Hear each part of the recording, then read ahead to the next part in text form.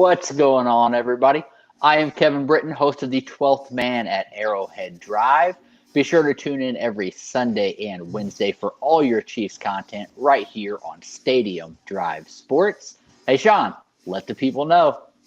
Hey, what's going on? Don't let the Chiefs attire fool you. I'm from the Royal Way, the baseball side of things here on Stadium Drive Sports. Be sure to check me out every Monday and Thursdays. Absolutely. You guys can also catch us on Fantasize This every Friday, where we bring you all of your fantasy information you need to help you bring home the prize and the pride in your fantasy football league. And then, of course, every Tuesday, 8 p.m. Central Time, you can catch us right here live, where we are here to answer all of your questions and talk Royals and Chiefs all in one sitting right here on the Combo Show Live.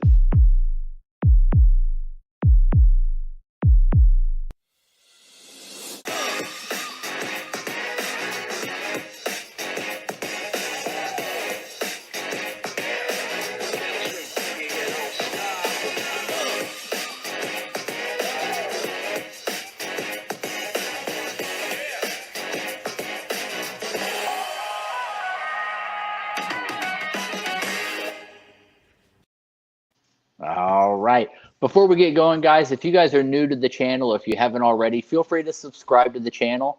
That helps push this out to more Chiefs and Royals fans, and we continue to grow the 12th Man fam and the Royal Empire. And also, if you guys do like the content that we're putting out, make sure you like the videos. It lets us know you guys do appreciate what we are doing. And then we always want your guys' comments, whether that's here on the Combo Show or on our individual shows as well. We definitely like to interact with you guys. Now, if you guys are ever unable to join on the live, but you do have some questions you want answered, just email us, stadiumdrivesports@gmail.com, and we'll be happy to answer your questions on the show as well. But if you are here for the live, most certainly post your questions in the live chat. And we would just want to interact with you guys right here live and answer your questions. But Sean, how you doing today, man? Doing all right. Probably doing a little bit better than the Royals. They're on a 5-game losing streak, but they're taking on the game 2 of 2 against the Snakes. They're the Diamondbacks in Arizona, so they're taking them on there in the West. But it doesn't start till 8:40, so we're probably not going to give you too many updates on that this time during the Combo Show. Usually it just works out to where they start at 7, and it's around the 5th or 6th inning, so we can give you some good insight on the game. But it's a Western time zone. Yeah, we get a little later start today. Definitely, Royals aren't really in a good place. I see Chase is with us. What's going on, Chase? I appreciate you, man. Chase says it's time for the Royals to clean house. It's time to establish a new culture. I don't disagree with you, and I think we're doing a good job. We have a lot of the young guys up, right, Sean? Yeah, we do. We have probably about at least about 75% up right now. There's only about a quarter of them left that's able to even come up at this point, and it just seems kind of we're at the point already where we're squeezing guys in. We got Rivero as a catcher that we had to bring up because Cam Gallagher's hurt, along with Salvi. So it's our third string, our 4th string catcher, with MJ Melendez being the third. So we're dipping into some double A guys, because some of these guys have skipped triple A, like Chris Bubich. He skipped triple A, got him out of he played some college ball, but it's just not the same. You really need some good triple A experience, and you see what happens when you're not ready. It's pretty obvious. But when it comes down to cleaning house, though, there's two different ways to look at it. Is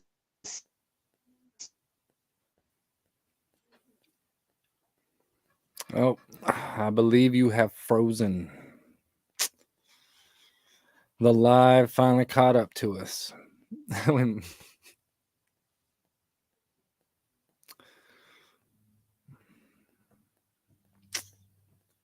going to try to hit a refresh.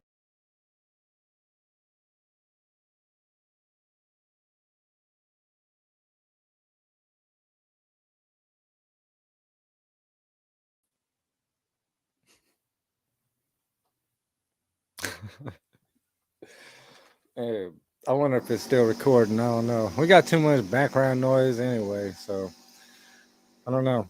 It's kind of feel like the Royal season to where everything's just falling apart. Might need to bring in some new guests from AAA. All right, well, I'm gonna close it on down now. We might come back later, or we might catch you again on Tuesday at 8. We'll see what happens. Sorry about that, y'all.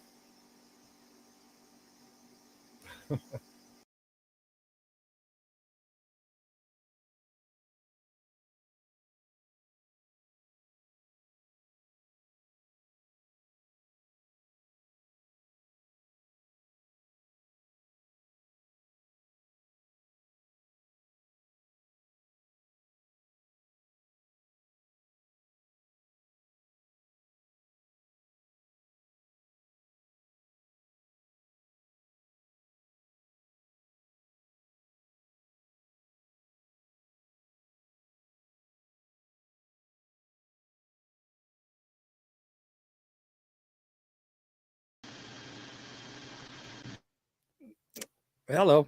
All right, I think we are back up. Sorry about that. I don't know if that was your connection or mine, Sean, but I think we are. I think we're back up and good to go. So we'll continue on from there. I was wondering, Sean, and maybe you can help me with this thought process here. But two of our main guys that are still down in the minors right now are Vinny Pasquantino and Nick Prado.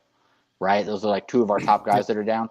And right now we're running out Carlos Santana at first base. Obviously, we play like Salvi there a little bit. I know he's on the IL right now, or we'll play Dozier over there at times. But it seems like Vinny or Prado are like the two best first basemen that we have in our organization, whether that's big league or minors. What do you think the reason is that we don't have either one of those guys up right now manning first base? I don't think Nick Prado is ready right now exactly. He went on a little slump there. He's had some strikeout issues. He hasn't shown the consistency that we really want. So he's not ripe right now. Vinny Pasquantino, he's a bit young. He might get in there before Nick Prado. I can see that happening. And everybody's asking the same question. How and why is Carlos Santana our designated hitter with that average, you know? And we haven't been playing him much at first. He's been mainly our designated hitter against opposite-handed pitching to give him the best shot. And he's, like I said, he leads the team in walks. He's trying to get on base.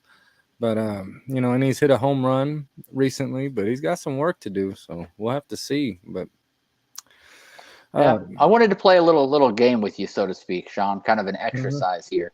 And put our minds together and kind of play Royals GM and kind of talk about what we would do if we were running the team. Yeah. I know this isn't planned or anything. This is all just kind of off the top, but we can kind of talk ourselves through it. So let's start just defensively. I think that we can say we're on the same page that Salvador Perez is our starting catcher. Safe to say that Melendez should be our number 2 catcher, relieving Salvi from time to time. We're on the same page there, right? Yeah, he's got a smooth swing and he's quick, he's fast, so I like that. Yeah, and he's a potential. You can use him at DH as well. So like he's got some flexibility, but definitely the number 2 catcher in the bigs right now, and definitely should be.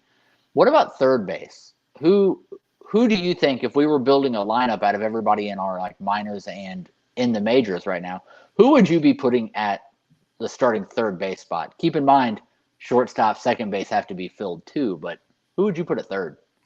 Would you still go with? I'm starting to really like Emmanuel Rivera. He's played about half the games, probably about 15 of them. I really like him at third. When it comes to Bobby Witt, I like him at shortstop. That's his home position, so I like him to be there. Second base, I'd like to have Whit Merrifield there. I like Benintendi in right. I don't like his arm in left. He cannot gun anyone out at home. I'm sorry, I love the guy. He's a great hitter, but I would love to have a new left fielder and center fielder work with that. Throw Benny in right, and we've got our infield set. We've got our okay. So who would you be putting at first base then? Is that Vinny? Oh man, probably Dozier. I would stick Dozier there because he's at his prime when it comes to his tenure with our club. Like he's was his fourth or fifth year with us, and he's supposed to shine. This now is his time, so I'd give him the time. Gotcha. I'd give him I the think time. I'd bring I think I'd bring Vinny up. I'd put Vinny at first. Yeah. I think Dozier being a like pure utility guy because he can play some first, he can play some third, he can play Mhm. some outfield, he can DH. I feel like being able to have Dozier and being able to just play him at all these different spots. That's probably the route I would go, but I see where you're coming from. So okay, and then who would your outfield be? Well, you got to stick with Benintendi. He's your best hitter. I like Michael A. Taylor. He can make some good athletic plays jumping up over the wall. He almost snatched a home run earlier this year, but his plate appearances hasn't been what I expected out of him. He's actually a power hitter and underneath that skinny body of his, but he's only hit a few of them. I expected Yeah. more out of him. So I would like to get a whole new center fielder. I want somebody So who's an all-star center fielder. He's our who main would you who would you want out there right now? Because obviously we're not going to go make a trade. We're not contending, so we're not making any trades for anybody. So you'd have well, you Kyle Isbell. yeah, it'd be Kyle Isbell, it'd be Merrifield and Benintendi, but I'd also like to see, oh, probably who's that other guy? There's really other than Isbell, Nicky there's really no Lopez. like Yeah, we Nicky don't have any Lopez AAA guys. probably. I don't know. Not Yeah, Nicky he'd kind of be Lopez. your I'd rather see utility him in the infielder. infield. Yeah. So nobody really comes to mind. That's why I think that we need to revamp our outfield before we even think about our infield. If we were going to make any changes, I'd put Benintendi in Yeah, right and have Merrifield play his second base and try to figure out a center fielder and left fielder for us because they're not adequate for me. My left so fielder, right, I was spoiled. That's what happens. We got spoiled yeah, with Alex Gordon with that cannon that he has, and nobody's going to be able to throw out 100 batters like he or 100 runners like he did. And we're spoiled with Salvador Perez. What we've been seeing recently that we haven't yeah, saw with Salvador Perez is wild pitches. We've thrown like 3 or 4 wild pitches in this last week and a half, and that never happens with Salvi. He's there to block everything. So right, I want to be solid in this outfield. We used to have like one of the best outfields in the game with Gordon, Kane, and whoever we oh threw yeah. out in right. Right field's always been kind of open with us, so I'd keep that philosophy and really focus on left and center, and we'll figure right out. Okay. So right now, I think we'd be looking at Tucker, Isbell, and Benintendi would be our three outfielders currently, but obviously we're looking to upgrade on one or two of those Yeah, spots after this year. yeah, and with Okay. Taylor's injury, it just Okay, opens I'm the with it. door to see more people. So Yeah. Yep, I can agree with that. What about your five starters in the rotation that we currently have? I'd move Hernandez down to the bottom if I could. He'd be my number 5. Brady Singer has I'd be moved looking to himself move up him to number out. 3. So I would keep Greinke, Keller, and then have Singer as the number 3, Daniel Lynch as the number 4, and Carlos Hernandez as the number 5. Yep. I would like to see more from Daniel Lynch. He I would lost his definitely, control this last outing that he had. yeah. It didn't look good. I'd prefer to see Hernandez move down, like AAA, and bring up another young guy at this point Yeah. and see what he can do against major league hitting. Now, Yep. you don't have to make this a permanent move all year long, but you bring a guy up and let him get a feel for the majors a little bit now. That way, he has a better idea of what to expect if he's in the rotation come next year. Give him a little experience now. You can kind of bounce some guys back and forth, kind of like we did with Singer. We pulled him up. He made a start. We put him back down. We pulled him back up again. I think we can look to do something like that with somebody like Lacey, Yeah.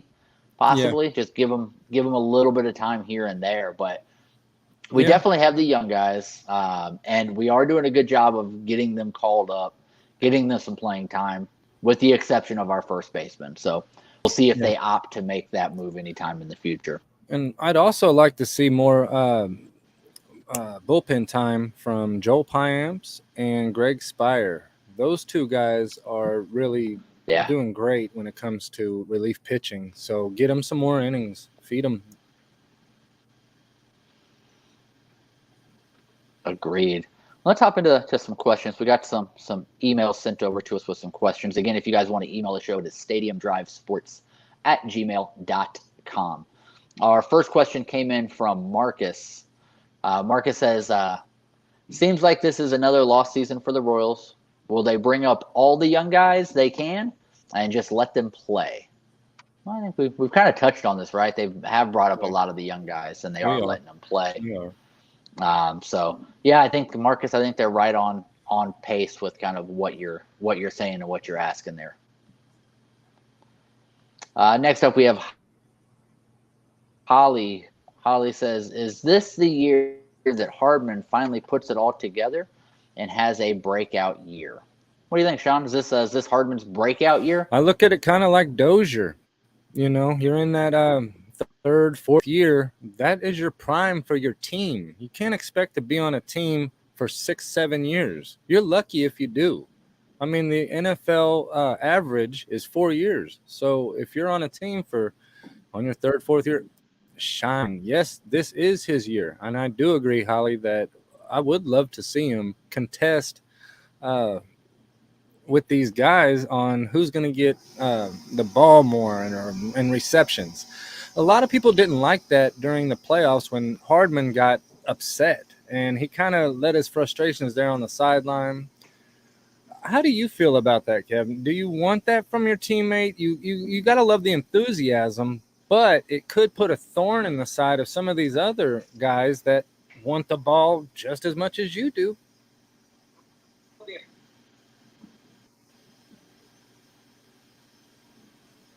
That want the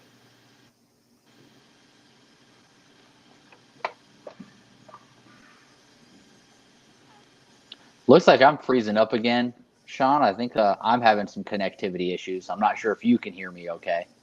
Yeah.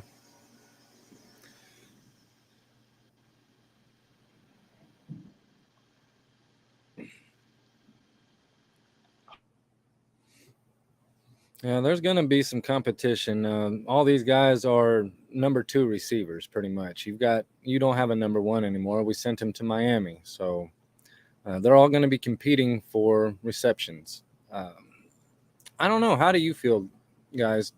Leave a comment below on how you feel about Mecole Hardman getting upset about not getting his receptions that he was wanting. You know, I think that's just normal for a receiver to do that. And he just wants the ball and he wants to play. That shows enthusiasm. I don't have any problem with it. Just don't make it an issue too much, I guess. We got Anthony, and look at that. We've got a question I'm about to answer. Who is your Royals MVP for a quarter of the way through the season? I did have my review of 40 games in, and we went through the averages, home runs, RBIs, and even the pitching stats. And, you know, I'm going to have to give it to Benintendi. Benintendi has been impressive throughout the whole year. His April stats were better than his May. It was almost fire and ice on there, but luckily he's able to bring his average above 300. It was at about 303, but now it's raised up to about 315. So you got to be impressed with Benintendi so far.